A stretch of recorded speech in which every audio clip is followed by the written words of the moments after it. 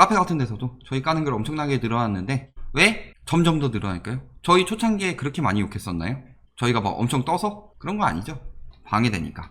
예전 같은 경우는 시대 차이라고 볼 수 있겠지만 지금같이 경제가 힘들고 규제가 강화되었을 때는 최대한 내가 이익 보면서 부담을 떠넘겨야 하는 상황이 온 거죠. 지금 설거지 부대하면 안 된다 라고 제가 계속 경고하니까 미워 죽겠죠.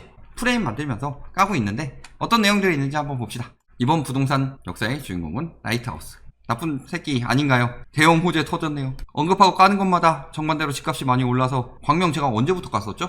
작년부터 얘기했었죠? 가치는 이 정도로 올라가야 되는데 지금 가치는 작년 2년 동안 미친듯이 올랐으니까 이 괴리감이 점점 더 커져서 점점 더 위험하다. 그러니까 실거주들 들어가지 말아라. 저희가 언급하면 오른다. 얘기한데 다 올랐어야죠. 제주도도 오르고 광주도 계속 올랐어야 되고 투기십니까? 심각한 것만 이야기하고 있죠. 제가 이렇게 미움 많이 받고 삽니다. 또 요새는 칼부림 놓는다는 얘기는 잘 안 나오네요. 710 이후 더 미워졌죠. 투기 규제, 법인 신탁, 임대사업자 등 매도해야 되는 상황이죠. 그런데 저희가 알려주고 있다. 지금 마음이 급한 거는 매수자가 아니라 매도자다. 규제하면 집값이 오른다느니 수요가 줄어드는데 규제가 오르죠. 매입 가능한 수요가 줄어드는데 30대들 다들 사서 얼마 벌었으니까 빨리 사야 된다느니 이런 식으로 매수자들이 조급해지도록 유도하고 있다. 그런 언론의 생태를 짚어주고 하니까 지들 거 사야 되는데 안 사니까 마음 급해지니까 까기 시작하는 거죠. 오늘이 제일 싸다. 이 얘기 제일 많이 하죠. 오늘이 제일 싼 거 아니다. IMF 때도 그랬고 이번 때도 그랬고 우리나라는 인구 감소와 고령화가 심하기 때문에 일본식 침체가 일어날 것이다. 지금이 제일 비싸다 라고 이야기하니까 미워 죽겠죠. 상한제 시행 전 얼마 안 남았죠? 밀어내게 분양해야 되는데 언론들도 저희 까고 나오고 있어요. 담합 투기 조장하는 거 어디 지역 담합 많이 들어보고 조장하고 있다. 얘기하고 있죠. 제가 청주 위험하다고 했죠. 청주 어떻게 됐어요? 바로 나오죠. 그러면서 저는 뭐 송도 가니까 청라에 있다고 그러고 청라 가니까 송도에 있다고 그러고 지방 가면은 서울에 있다고 그러고 서울 가면은 서울에 집 없는 지방에 있다고 그러고 그러니까 제가 아주 홍길동이죠. 신출귀몰하죠. 이제 아파트 규제하니까 빌라, 오피스텔, 주상복합, 상가, 다가구, 단독, 다세대 그나마 규제 덜하다고 팔아먹어야 되는데 이거에 대해서도 저희가 정확히 짚어주고 있죠. 업자들 엄청 몰려왔었죠. 팔아야 되는데 못 팔게 하는 거죠. 오른 거는 번 게 아니에요. 판 거 중에서도 내 손에 쥐어지는 돈이 번 거죠. 예를 들어서 예전에 저희 빚내서 집 산 사람들 그 영상에서 이야기했죠. 고가 아파트 같은 경우 한 3억 올라도 손해가 더 크다. 그런 이야기들 다 이야기하니까 집값 오르면 돈 버는 줄 알았던 사람들이 아 올라도 손해구나. 그러면은 이게 정말 위험한 시기구나 라는 것을 깨닫게 되는 거죠. 뭐 그냥 미워하는 사람들도 있고 그런 경우도 많죠.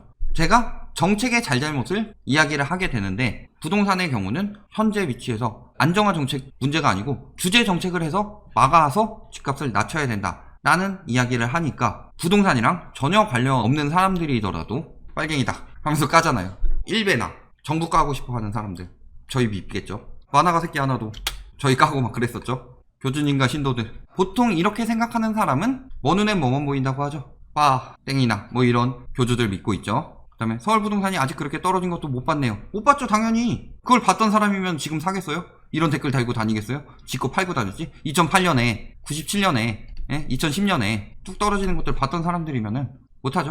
3년 틀리셨으면 그냥 틀린 거 아닌가. 대단하죠. 곱하기 2가 되고 있습니다. 1년 반도 안 됐죠 아직. 희망 고문하우스 나왔습니다. 이제 좌이트하우스, 레프트하우스에 이어서 희망 고문하우스. 또라이도 아니고 또라이는 뭘까요?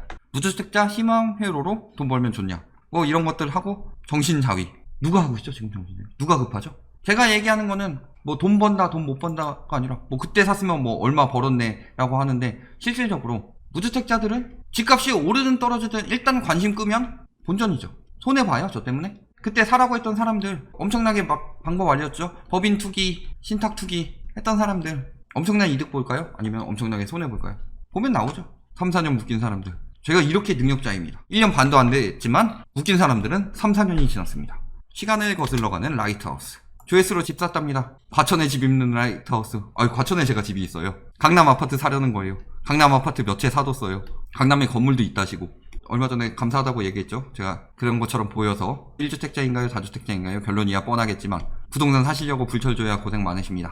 제가 제 주택수에 대해서 이야기하지 않는 이유 무주택자다 라고 하면은 무주택자니까 그러지 네가 희망회로 돌리고 있지. 다주택자다 라고 하면은 무주택자들 돈 벌어서 다주택자 된 거 아니냐. 뭐 이런 식으로 다 밀고 나갈 거잖아요. 1주택자다. 그 1주택은 뭐 보유세 손해보고 그러니까 다주택자 안 돼 와서 깔려고 하는 거 아니냐. 이런 식으로 얘기할 거잖아요. 나중에 공개하되 단언컨대 말씀드릴 수 있는 건 방송 시작한 뒤로 부동산 단 한 채도 산 거 없어요. 구글 1배 보지도 않고 그거 싫어요. 부동산이랑 전혀 관련 없는 우파 코인 빨아먹는 인간들 중에서도 저희 까는 사람들 은근히 있더라고요.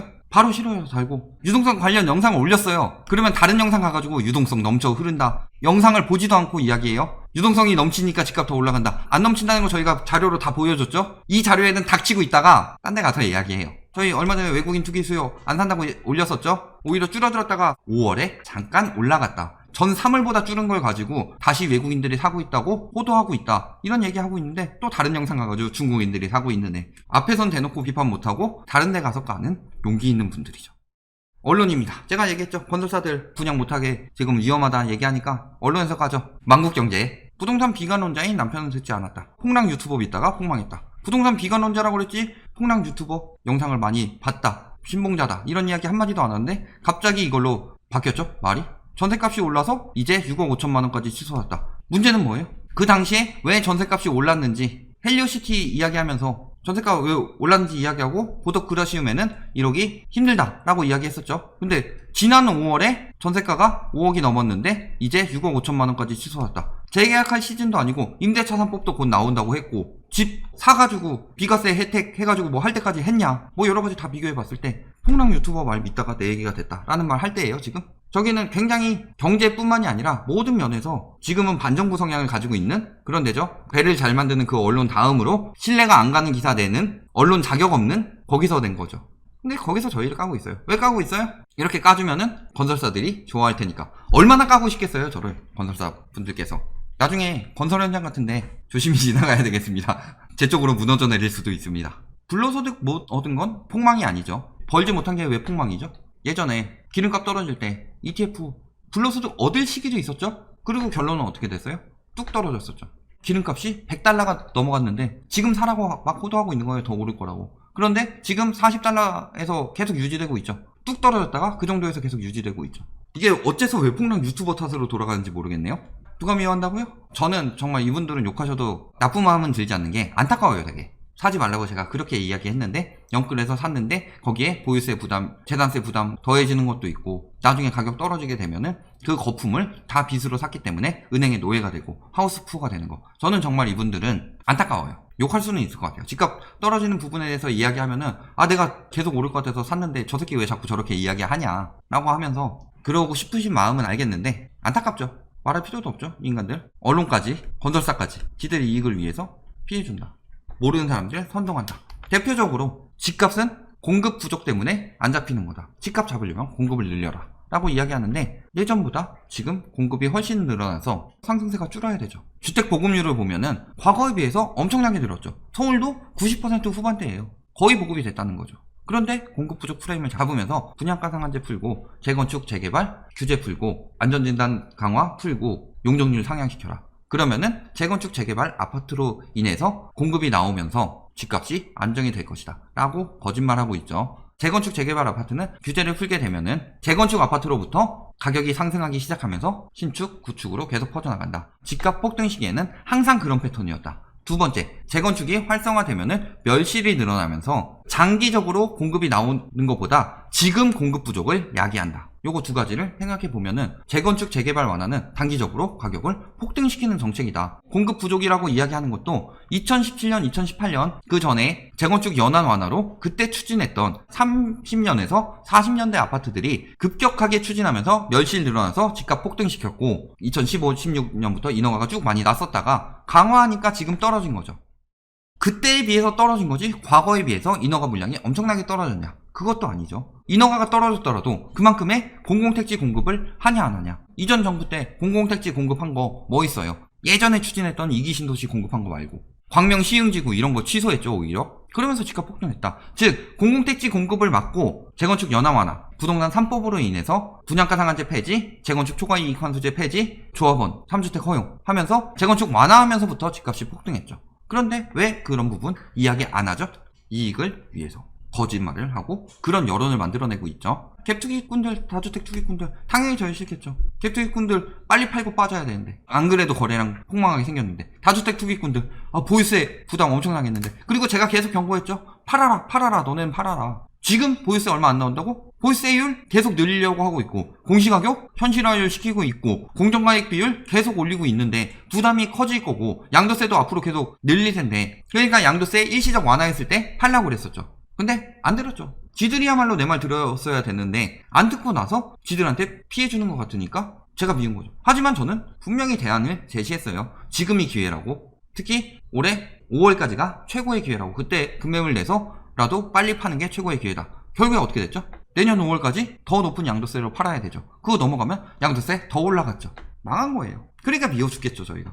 실수요자 서민들, 이 피해주는 쉐이킷들이 선동하니까 뭣도 모르고 싫어하는 거죠. 그때 뭐 집 샀으면 뭐 집값 안정 가격은 여기에 맞춰줘야 돼요. 물가 상승률 반영하더라도 집값이 지금 막 이렇게 가서 여기쯤 가 있다. 결국엔 이 가격에 맞춰질 수밖에 없는 거다. 괴리율은 결국엔 맞춰질 수밖에 없어요. 요 정도까진 그래도 인정하겠지만 이 괴리가 심한 가격엔 사지 말아라. 빚에 노예되는 거다. 요때 샀다가 요때만 팔아도 손해인데, 실수요자들 서민들 같은 경우는 요때 사서 요만큼 오르는 것만 보이는 거예요. 지금 조금 더 오르고 있으니까 여론에 선동돼서 싫어하는 거죠.